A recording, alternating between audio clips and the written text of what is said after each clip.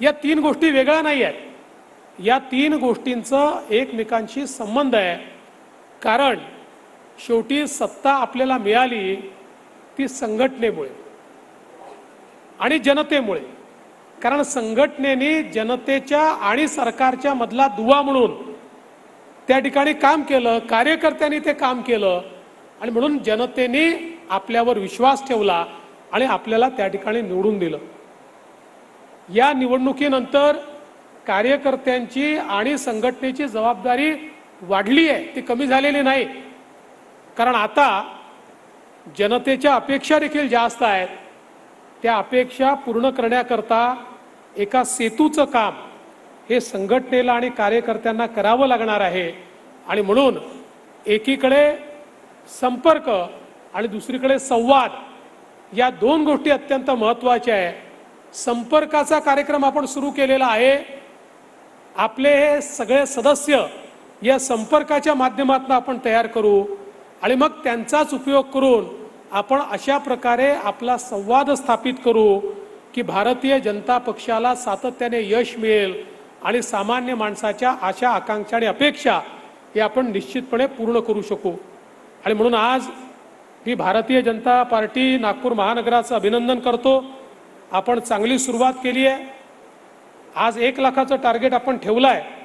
रात्री पूर्ण झालं तर मला फोन करा आणि नाही झालं तर का नाही झालं हे म्हणूनही मला फोन करा.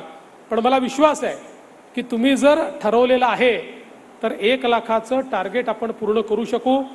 पण महानगराचं एकूण टार्गेट किती आहे? एका प्रत्येक विधानसभेतून 1 लाख आणि नागपूर महानगर म्हणून 1 लाख असे 7 लाख.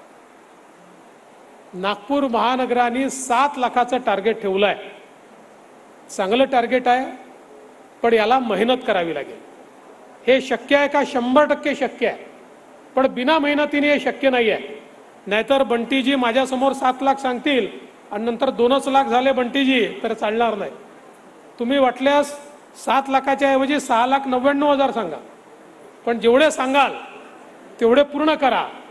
त्यामुळे मला विश्वास आहे की सगळ्या मंडळांमध्ये, आणि मला सगळ्यात जास्त आनंद काय तर तुम्ही माझ्या हस्ते सत्कार त्या लोकांचा केला की ज्यांनी आपल्या बूथमध्ये चांगल्या प्रकारे त्या ठिकाणी सदस्यता नोंदणी केली.